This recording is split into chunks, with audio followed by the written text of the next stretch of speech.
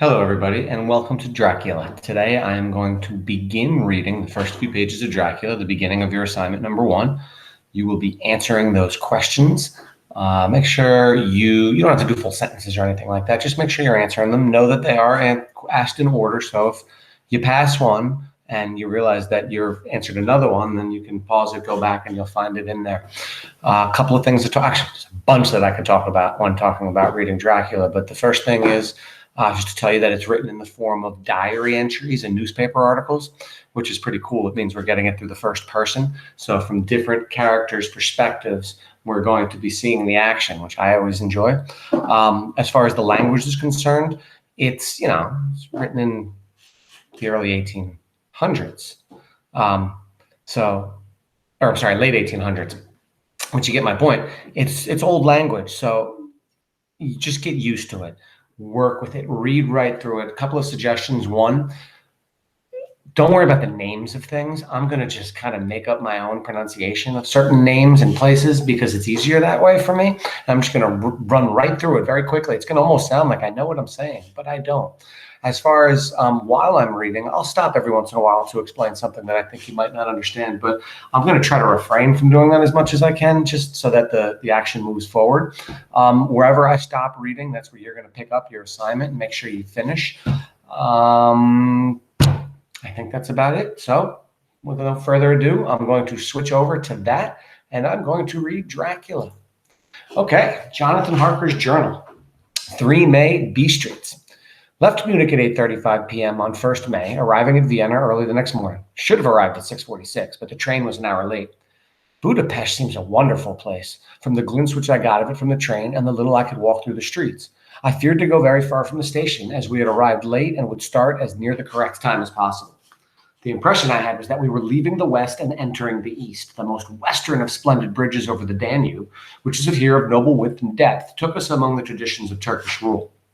We left in pretty good time and came after nightfall to Klausenberg. Here I stopped for the night at the Hotel Royal. I had for dinner, or rather supper, a chicken done up some way with red pepper, which was very good but thirsty. Memorandum, get recipe for Mina. I asked the waiter, and he said it was called paprika Händel, and that as it was a national dish, I should be able to get it anywhere along the Carpathians. I found my smattering of German very useful here. Indeed, I don't know how I should be able to get on without it. Having had some time at my disposal when in London, I had visited the British Museum and made search among the books and maps in the library regarding Transylvania. It had struck me that some foreknowledge of the country could hardly fail to have some importance in dealing with the noblemen of that country. I find that the district he named is in the extreme east of the country, just on the borders of 3 states, Transylvania, Moldavia, and Bukovina, in the midst of the Carpathian Mountains, one of the wildest and least known portions of Europe. I was not able to light on any map or work giving the exact locality of the Castle Dracula, as there are no maps of this country as yet to compare with our own Ordnance Survey maps. But I found that B Streets, the post town named by Count Dracula, is a fairly well-known place. I shall enter here some of my notes, as they may refresh my memory when I talk over my travels with Mina. In the population of Transylvania, there are 4 distinct nationalities: the Saxons in the south, and mixed with them the Wallachs, who are the descendants of the Dacians, the Magyars in the west, the Zekels in the east and the north. I'm going among the latter, who claim to be descended from Attila and the Huns. This may be so, for when the Magyars conquered the country in the 11th century, they found the Huns settled in it. I read that every known superstition in the world is gathered into the horseshoe of the Carpathians, as if it were the center of some sort of imaginative whirlpool. If so, my stay may be very interesting. Memorandum, I must ask the Count all about them. All right, I'm just going to do a little side note here, guys. That's some wildly good foreshadowing. He just said that in this location of the world that he's going to go visit, that all the superstitions in the world are gathered there. As if, and I'm going to put this in quotes, air quotes, as if it were the center of some sort of imaginative whirlpool, end quotes. I think what he's saying right there is, get ready, something weird is coming your way. I did not sleep well, though my bed was comfortable enough, for I had all sorts of queer dreams. There was a dog howling all night under my window, which may have had something to do with it, or it may have been the paprika, for I had to drink up all the water in my carafe and was still thirsty. Towards morning, I slept and was wakened by the continuous knocking at my door, so I guess I must have been sleeping soundly then. I had for breakfast more paprika and a sort of porridge of maize flour, which they said was a mamaliga, an eggplant stuffed with forcemeat, a very excellent dish, which they call impletata. Memorandum, get recipe for this also. I had to hurry breakfast, for the train started a little before 8, or rather it ought to have done so, for after rushing to the station at 7:30, I had to sit in the carriage for more than an hour before we began to move. It seems to me that the further east you go, the more unpunctual are the trains. What ought they to be in China? All day long, we seemed to dawdle through a country which was full of beauty of every kind. Sometimes we saw little towns or castles on the top of steep hills, such as we see in old missals. Sometimes we ran by rivers and streams, which seemed from the wide stony margin on each side of them to be subject to great floods. It takes a lot of water and running strong to sweep the outside of an edge of a river clear. At every station, there were groups of people, sometimes crowds, and in all sorts of attire. Some of them were just like the peasants at home or those I saw coming through France and Germany, with short jackets and round hats and homemade trousers. But others were very picturesque. The women looked very pretty, except when you got near them. I'm sorry. That always makes me laugh. I'm going to read that again. The women looked pretty, except when you got near them, but they were very clumsy about the waist. They had all full white sleeves of some kind or other, and most of them had big belts with lots of strips of something fluttering from them like dresses in a ballet. But of course, there were petticoats under them. The strangest figures we saw were the Slovaks, who were more barbarian than the rest, with their big cowboy hats, great baggy, dirty white trousers, white linen shirts, and enormous heavy leather belts, nearly a foot wide, all studded over with brass nails. Now, I got to point out that their belts are a foot wide. That's a big belt. They wore high boots with their trousers tucked into them and had long black hair and heavy black mustaches. They're very picturesque, but did not look prepossessing. On the stage, they would be set down at once as some old Oriental band of brigands. They are, however, I am told, very harmless and rather wanting in natural self-assertion. It was on the dark side of twilight when we got to B Streets, which is a very interesting old place. Being practically on the frontier, for the Borgo Pass leads from it into Bukovina, it had had some very stormy existence, and it certainly shows marks of it.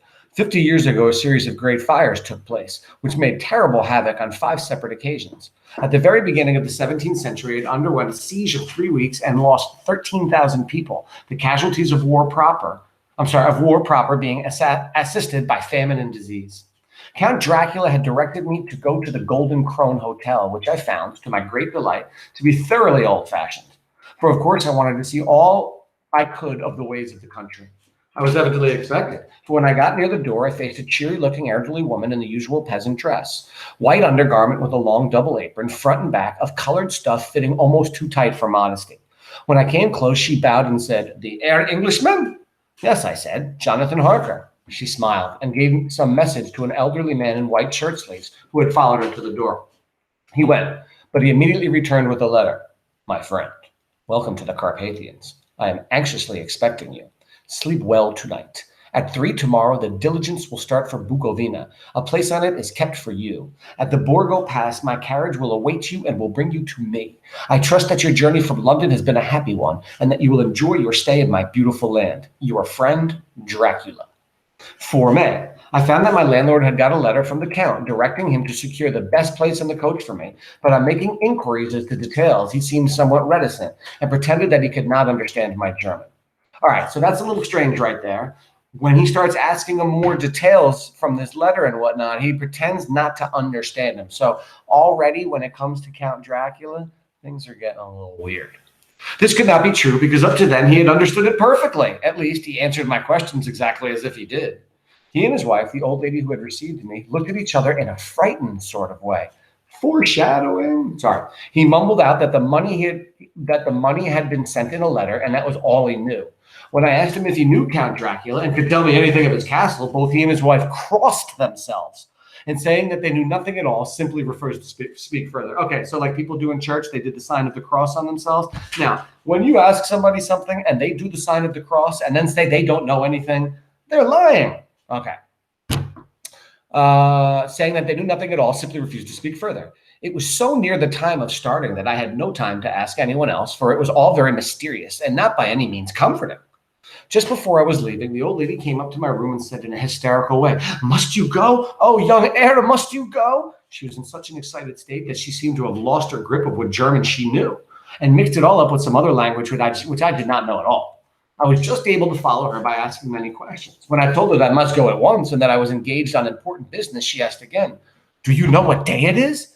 I answered that it was the 4th of May. She shook her head as she said again, "Oh, yes, I know that. But do you know what day it is? Am I saying that I did not understand? She went on. It is the eve of St. George's Day. Do you not know? Do you not know that tonight, when the clock strikes midnight, all the evil things in the world will have full sway? All right, all the people in my class, you know about that. I've said it before, remember? Vampires get their strongest at midnight and their weakest at noon. Do you know where you are going and where you are going to? She was in such evident distress that I tried to comfort her, but without effect. Finally, she went down on her knees and implored me not to go, at least to wait a day or two before starting. It was all very ridiculous, but I did not feel comfortable. However, there was business to be done, and I could allow nothing to interfere with it. I tried to raise her up and said as gravely as I could that I thanked her, but my duty was imperative and that I must go. She then rose and dried her eyes, and taking a crucifix from her neck, offered it to me. I did not know what to do, for as an English churchman, I had been taught to regard such things as in some measure idolatrous, and yet it seemed so ungracious to refuse an old lady meaning so well and in such a state of mind. She saw, I suppose, the doubt in my face, for she put the rosary around my neck and said, "For your mother's sake." And I went out of the room. I'm writing up this part of the diary whilst I'm waiting for the coach, which of course is late, and the crucifix is still around my neck. Foreshadowing. Something in my throat. Whether it is the old lady's fear or the menly ghostly traditions of this place or the crucifix itself, I do not know, but I am not feeling nearly as easy in my mind as usual. If this book should ever reach Mina before I do, let it bring my goodbye. Here comes the coach. All right, that's like, did you hear that? I'm going to read that again. If this book should ever reach Mina before I do, let it bring my goodbye. I think he's now, that's like kind of his, like, not a last will, but it's him saying goodbye to his lover.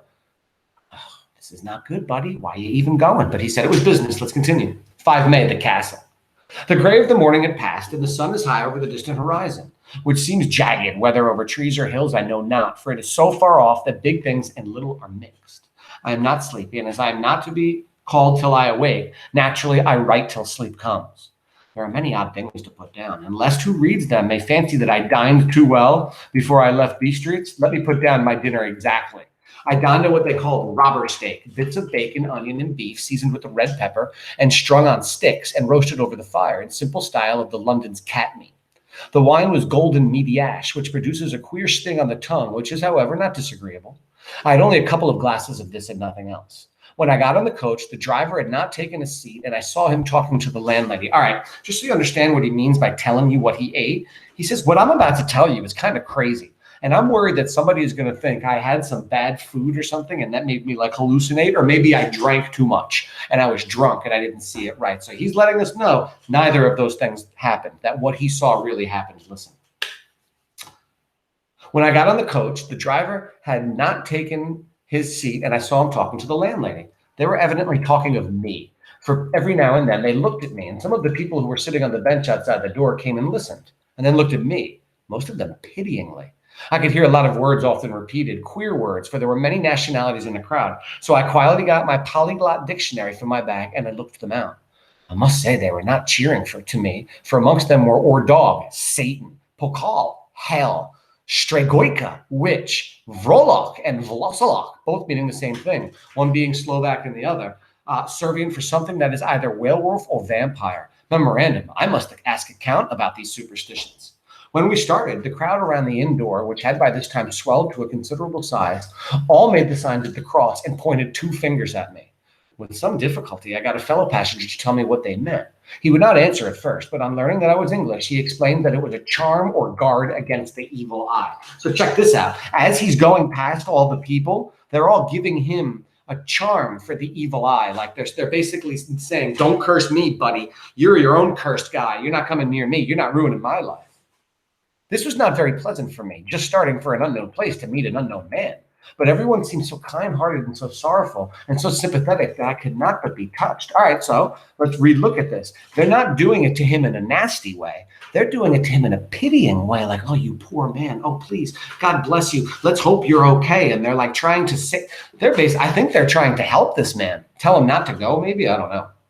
I shall never forget the last glimpse which I had of the inn yard and its crowd of picturesque figures, all crossing themselves as they stood around the wide archway, with its background of rich foliage under oleander and orange trees and green tubs clustered in the center of the yard. Then our driver, whose wide linen drawers covered the whole front of the box seat, Gotcha they called them, cracked his big whip over his 4 small horses, which ran abreast, and we set off on our journey. Soon lost sight and recollection of ghostly fears and the beauty of the scene as we drove along. Although I had known the language, or rather languages, which my fellow passengers were speaking, I might not have been able to throw them off so easily. Before us lay a green sloping land full of forest and woods, with here and there steep hills crowned with clumps of trees or with farmhouses, the blank gable end to the road. There was everywhere a bewildering mass of fruit blossom, apple, plum, pear, cherry. As we drove by, I could see the green grass under the trees spangled with the fallen petals. In and out amongst these green hills of what they call here the middle land ran the road, losing itself as it swept around the grassy curve, or was shut out by the straggling ends of pine woods, which here and there ran down the hillsides like tongues of flame. The road was rugged, but still we seemed to fly over it with a feverish haste. I could not understand then what that haste meant, but the driver was evidently bent on losing no time in reaching Gorgel-Prund. I was told that this road is in summertime excellent, but that it had not yet been put in order after the winter snows. In this respect, it is different from the general run of roads in the Carpathians, for it is an old tradition that they are not to be kept in too good order. Listen to that. For it is an old tradition that they are not to be kept in too good order. That just sounds strange, that any place that they would want the roads to be bad. And that tells me that they don't want people coming in or going out easily. Of old, the hospodars would not repair them, lest the Turks should think that they were preparing to bring in foreign troops, and so hasten the war, which was always really at loading point. Okay. I'm done reading this assignment for now. We are, oh God, I just went too fast. Let me see, where were we? We're, I think, on page 10, right? No, page 11. Yes, before it's good. So we are in the middle of page 11 on the online version. The paragraph that it starts is, beyond the green swelling hills of the middle land rose. That's the first sentence of the paragraph. You will pick it up from. Please make sure you finish the assignment, answer all the questions, and enjoy. Have a great day.